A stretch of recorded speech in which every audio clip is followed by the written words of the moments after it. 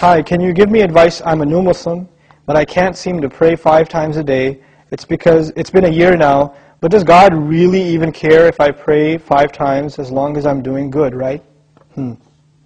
Two things here. There are actually 2 statements which are 2 different problems in the question. The first problem is, Bismillah salatu wassalam ala Rasulillah.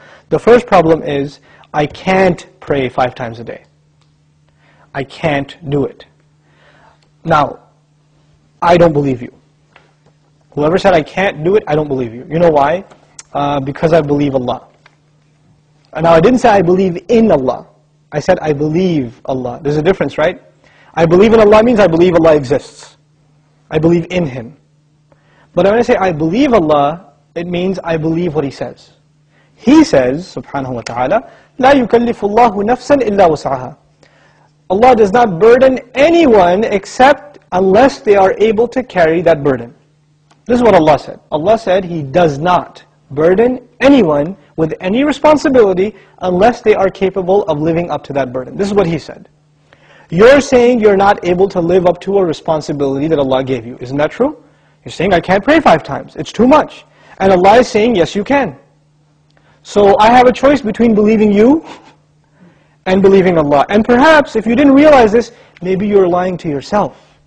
Maybe you've convinced yourself because of your laziness, because of your lack of will, that you don't want to pray 5 times. Maybe you have to, I can't judge you. I don't know what the problem is. But the problem, maybe you're ashamed to pray in front of non-Muslims.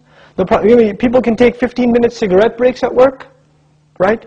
They can take a break and just go hang out, do whatever. You can't pray 5 times a day. SubhanAllah.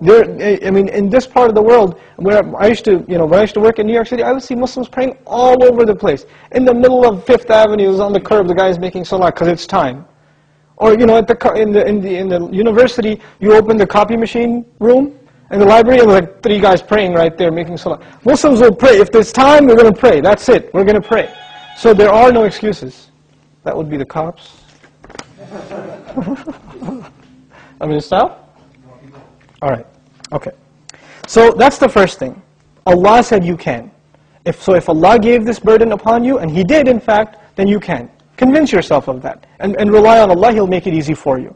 The second question is, does He really care? Does He even care if I pray or not? Now this question is actually more about, does He need my prayer or not? You're forgetting that the prayer isn't for Allah. It's for you. It's not for Allah.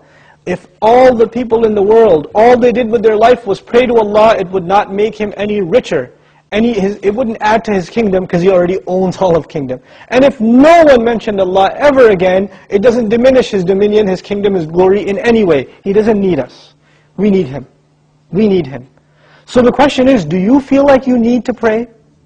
Do you feel like that's a need in your life? And if it's not, if you feel you're free of, begging Allah for His help, turning to Allah and submitting before His commandments, then that's a serious problem with your faith. It's become weak, and this question only came up because you've been distanced from Allah for so long that shaitan can come to you and say, yeah, I know you used to feel bad about not praying, let's just get rid of that bad feeling and replace it with, well, why do I have to pray anyway? That's the next phase of that disease. The first part was, at least it was diagnosed, but at least you had some bad feeling. Guilt was still there. That's a gift from Allah. When that guilt even goes away and you say, Allah doesn't need my prayer, it's all good. So long as I'm doing good. And that's the last part I want to talk about, this so long as I'm doing good part. Who defines what's good? There are 2 kinds of good in this world. Please remember this, okay? There are 2 kinds of good. There's ethical good. I'm good to my neighbor. I'm honest at work. I'm nice to people. I don't steal. I don't cheat. These are ethics, basic ethics, right? That everybody, I tell the truth. I'm honest. I pay my taxes, blah, blah, blah. These are ethical truths, okay? And I'm honest in business. Then there are religious goods. I go to Hajj. I give zakat. I pray 5 times a day. I fast in the month of Ramadan. These aren't ethical realities. These are religious goods. Good deeds that are religious and good deeds that are ethical, moral in nature. What happens a lot of times with Muslims and with non-Muslims, especially it happens with Muslims, is that we make a distinction between these 2 things. So in the Muslim world, you will find people that are morally good.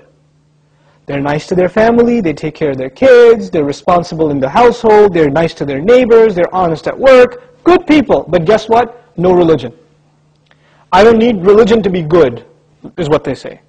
And on the other extreme, you have people that pray, go to Hajj, give zakah, have a long beard, dress in a very religious garment, and yet terrible to their family, cheating people in business, highly immoral and unethical. So what's happened is we have separated the two dimensions of goodness. Moral goodness, ethical goodness, and religious goodness. What Allah does in the Quran is fuses them together in the ayah, this one ayah, it's called Ayatul Bir, the ayah of goodness. What does it mean to be good? If you study that ayah, it is a combination of two things. It's a combination of ethical principles like fulfilling your promises, being patient, perseverant, and also religious goodness, establishing the prayer, giving the zakah, right? So it's a combination of both of those things in one place. So if you think you are in a position to define what good is, most likely you're sticking to moral goodness. And you're undermining religious goodness, like the rituals that Allah taught us. But what Allah wants is for us to have both at the same time. This is when a person is truly good. Otherwise, you're not really good. You have defined goodness for yourself and you have rejected Allah's definition of it. But we turn to Allah for guidance because we can't define things for ourselves. We want Him to define them for us. Inshallah ta'ala. Okay, last one. Alhamdulillah. How can I get my wife to take hijab serious? It's been a few years now and she still won't put it on. She thinks it's no big deal. Don't tell her about hijab. Stop talking to her about hijab altogether. What you do is you talk to her, or actually you don't talk to her, because what happens oftentimes is the people least effective with da'wah are members of the family. Like they would much rather listen to a stranger and actually take their advice than listen to someone in their family. It's much harder for me to give da'wah to my own cousins, because it's just no Monica, he's talking, it's something on YouTube or something, right? Because I'm just a guy from home. No big deal, right? So this is actually a problem for speakers too. They can give da'wah to the world, but guess what? They got to get somebody else's tape and somebody else's CD to put in the car when they're driving. I want to hear you, I hear you enough. Right? This happens. This even happened to Abu Hanifa rahimahullah. The whole city of Baghdad is coming to him to ask questions. His mother says, you don't know anything. I'm going somewhere else to find out what the answer is. And where she used to go for the answer, that guy was a student of Abu Hanifa. So he would know the answer. He'd say, I'll do my research and get back to you. He'd come to Abu Hanifa, rahimahullah. He would say, tell her this is the answer, but don't tell her it was from me. And he'll go back, right? So the first thing is acknowledge that a lot of times religion, when you try to give it to your family, you have to be a little tactful. You have to be a little, have more strategy, basically. Find a really good speaker about the hereafter, the day of judgment.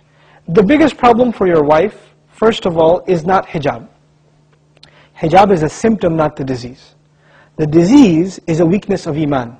How do you strengthen iman? You strengthen iman with reminder. What's the most powerful reminder? Quran. If you look at the ayat of reminder in the Quran, what are they always talking about? The hereafter and the destruction of the people in the past. This is the powerful reminder.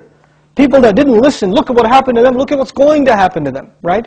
So, for example, a series on the hereafter, right? Somebody giving a really powerful khutbah on, how human beings have to struggle for salvation. A powerful reminder from Quran.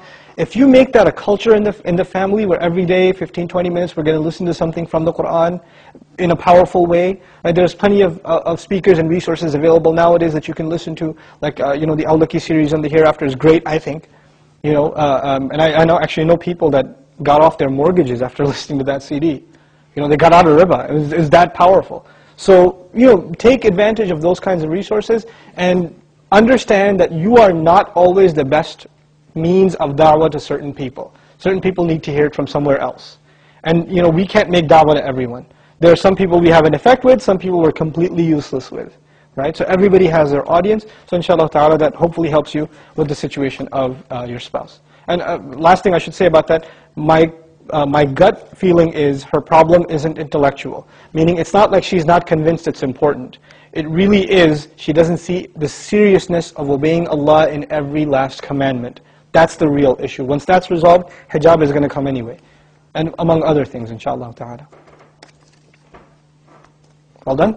سبحانك اللهم وبحمدك نشهد أن لا إله إلا أنت نستغفرك ونتوب إليك والسلام عليكم ورحمة الله Subhanallah, walhamdulillah, wa la ilaha illallah, wallahu akbar. Subhanallah, walhamdulillah, wa la ilaha